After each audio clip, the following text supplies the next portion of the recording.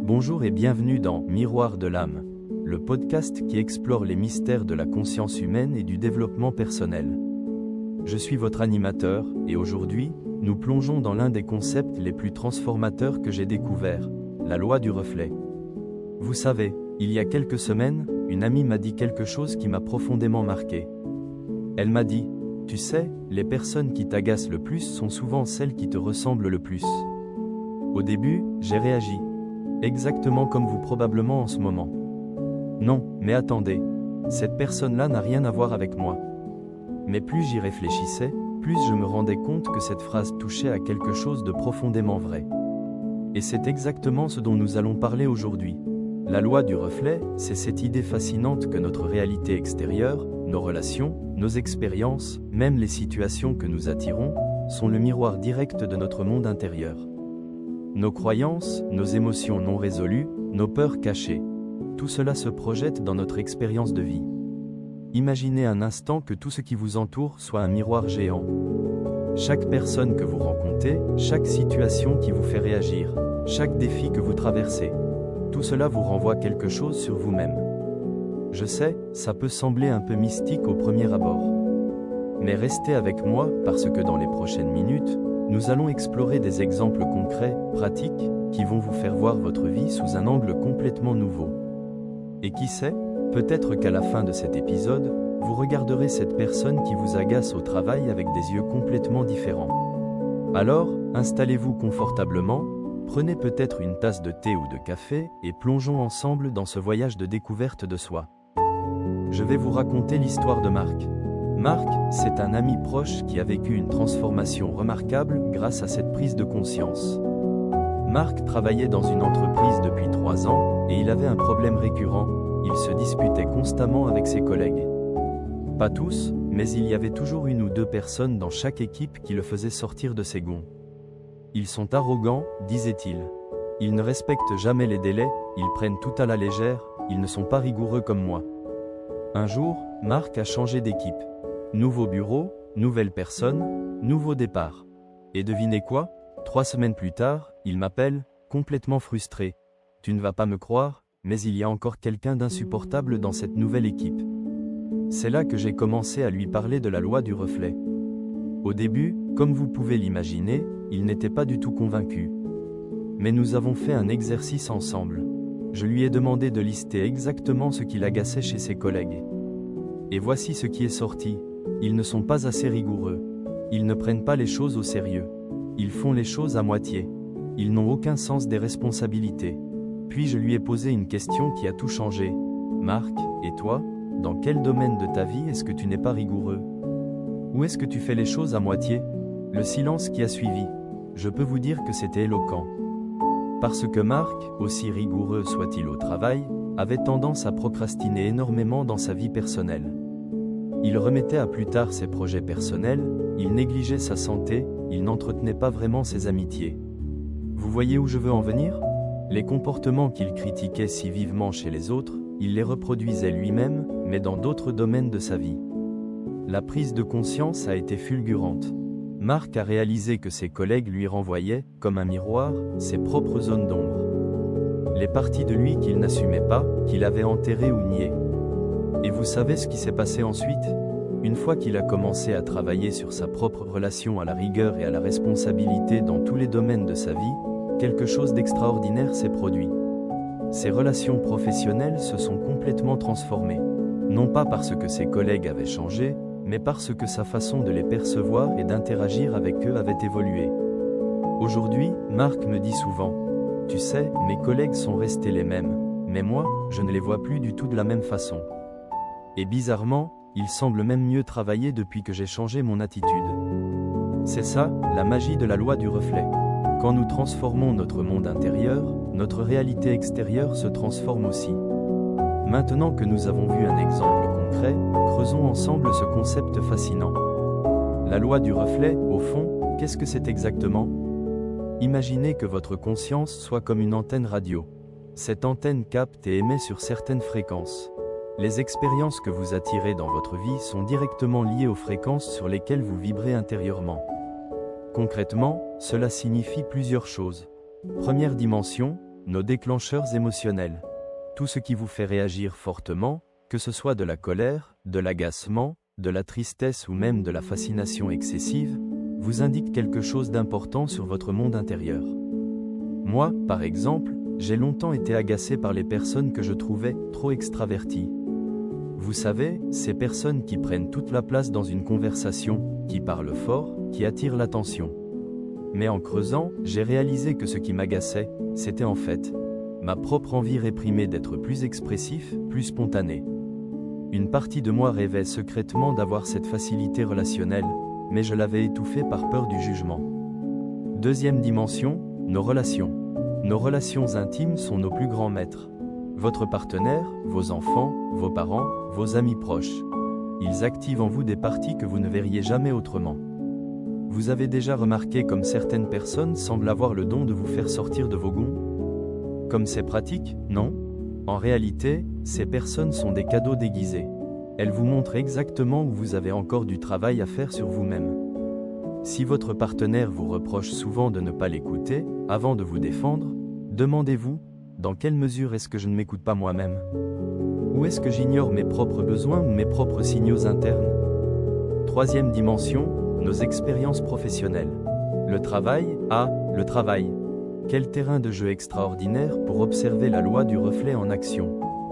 Vous attirez des patrons autoritaires? Questionnez votre relation à l'autorité, la vôtre et celle des autres. Vous vivez constamment des conflits d'équipe? Regardez comment vous gérez vos conflits internes. Vous stagnez professionnellement? Explorez vos croyances limitantes sur votre valeur, sur ce que vous méritez. Quatrième dimension, les patterns répétitifs. Vous avez déjà remarqué comme certaines situations semblent se répéter dans votre vie? Différentes personnes, différents lieux, mais le même scénario qui se rejoue encore et encore. Ce n'est pas de la malchance. C'est votre âme qui essaie de vous enseigner quelque chose. Elle continuera à vous présenter des variations de la même leçon jusqu'à ce que vous l'intégriez.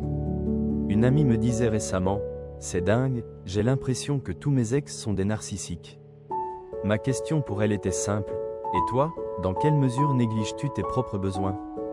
Comment traites-tu la relation la plus importante de ta vie, celle que tu as avec toi-même? » Parce que voyez-vous, nous n'attirons pas forcément ce que nous sommes. Nous attirons ce qui résonne avec nos blessures non guéries, nos croyances inconscientes, nos besoins non satisfaits. Et la bonne nouvelle dans tout ça? Une fois que vous comprenez ce mécanisme, vous reprenez le pouvoir sur votre vie. Vous cessez d'être une victime de vos circonstances pour devenir le créateur conscient de votre expérience. Mais comment fait-on concrètement? C'est exactement ce que nous allons voir maintenant. Très bien, passons maintenant aux choses concrètes. Comment utiliser la loi du reflet dans votre quotidien pour transformer votre vie? Je vais vous partager 5 exercices pratiques que vous pouvez commencer à appliquer dès aujourd'hui. Exercice numéro 1, le journal des déclencheurs. Chaque soir, pendant une semaine, notez dans un carnet 3 choses. Qui ou quoi vous a fait réagir aujourd'hui? Quelle émotion avez-vous ressentie? Qu'est-ce que cette personne ou situation vous a rappelé? Par exemple, mon voisin a encore mis sa musique trop fort. J'ai ressenti de la colère et de l'impuissance.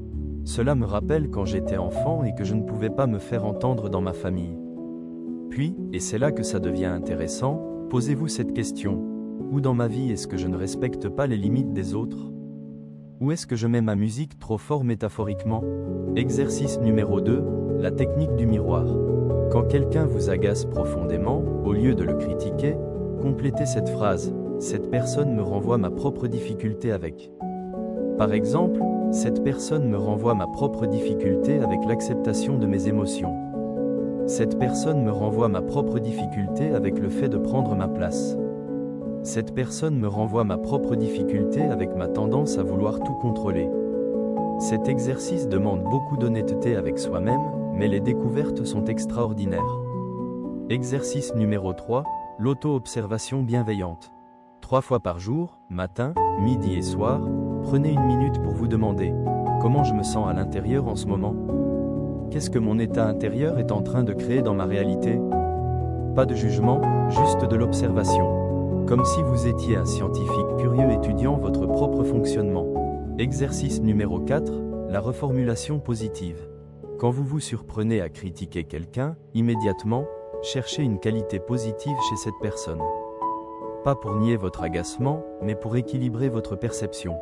Par exemple, mon collègue est vraiment désorganisé, mais il est aussi très créatif et spontané. Peut-être que moi, j'ai besoin de plus de spontanéité dans ma vie? Exercice numéro 5, le check-in relationnel. Une fois par semaine, choisissez une relation importante dans votre vie et posez-vous ces questions. Comment cette personne me met-elle au défi de grandir? Qu'est-ce qu'elle m'enseigne sur moi-même? Comment puis-je utiliser cette relation pour devenir une meilleure version de moi-même?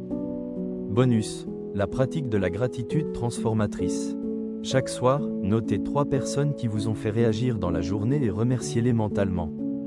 Pas parce qu'elles ont été gentilles, mais parce qu'elles vous ont offert une opportunité de vous connaître davantage. Merci à mon patron pour m'avoir montré où j'ai encore peur d'affirmer mes idées.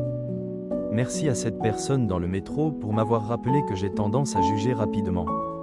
Vous voyez, l'idée n'est pas de devenir parfait ou de ne plus jamais réagir.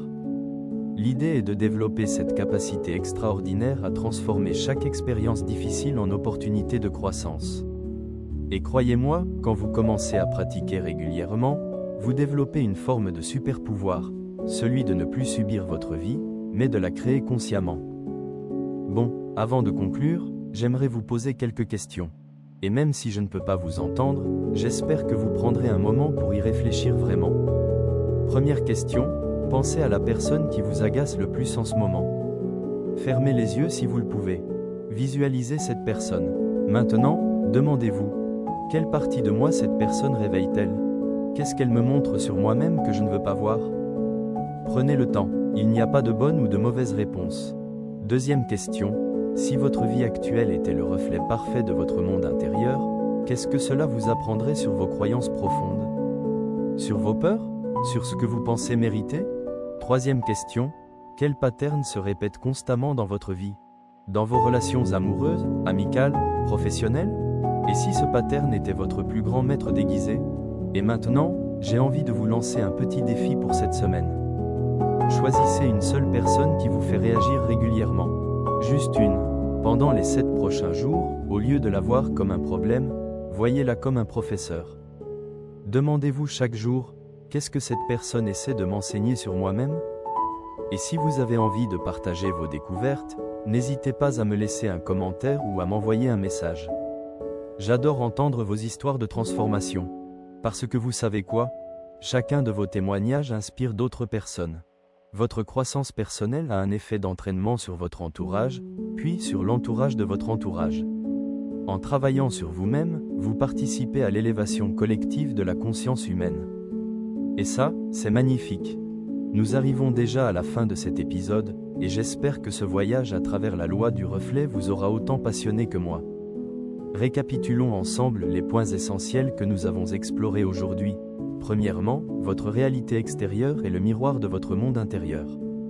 Les personnes et situations qui vous font réagir vous enseignent quelque chose d'important sur vous-même. Deuxièmement, nos déclencheurs émotionnels sont des portes d'entrée vers nos zones d'ombre et nos potentiels non exprimés. Troisièmement, les patterns répétitifs dans votre vie sont des invitations à grandir et à guérir certaines parties de vous. Et enfin, vous avez le pouvoir de transformer votre expérience de vie en transformant votre relation à vous-même. Vous savez, quand j'ai découvert ce concept pour la première fois, j'avoue que ça m'a un peu dérangé. L'idée que j'étais responsable, d'une certaine façon, de tout ce qui m'arrivait. Ça remettait en question beaucoup de mes croyances. Mais au fil du temps, j'ai réalisé que c'était en fait la nouvelle la plus libératrice de ma vie. Parce que si je suis co-créateur de ma réalité, alors j'ai le pouvoir de la transformer. Et vous aussi, vous avez ce pouvoir. Alors, je vous invite à commencer petit. Choisissez un seul exercice que je vous ai proposé aujourd'hui. Juste un, et pratiquez-le pendant une semaine. Observez ce qui se passe, sans jugement, avec curiosité. Parce que la transformation authentique ne se fait pas du jour au lendemain. C'est un processus graduel, fait de petites prises de conscience, de moments d'illumination, parfois de résistance aussi. Et c'est normal. Soyez patient et tendre avec vous-même. Vous êtes en train d'apprendre une nouvelle façon de naviguer dans la vie, et comme tout apprentissage, cela demande du temps et de la pratique. Mais chaque petite prise de conscience, chaque moment où vous choisissez la responsabilité plutôt que la victimisation, Chaque fois où vous voyez un maître, là où vous voyez un problème. Tout cela vous rapproche de votre plein potentiel. Et imaginez un instant, que se passerait-il si, dans 6 mois, 1 an, vous regardiez votre vie avec des yeux complètement nouveaux? Si les personnes qui vous agacent aujourd'hui devenaient vos plus grands professeurs? Si vos défis actuels se révélaient être vos plus beaux cadeaux? Cette transformation est possible. Elle commence par un choix, celui de voir votre vie comme un miroir plutôt que comme un accident. Merci d'avoir écouté cet épisode de Miroir de l'âme. Si cet épisode vous a plu, n'hésitez pas à le partager avec une personne qui en a besoin. Et rendez-vous la semaine prochaine pour un nouveau voyage au cœur de la conscience humaine.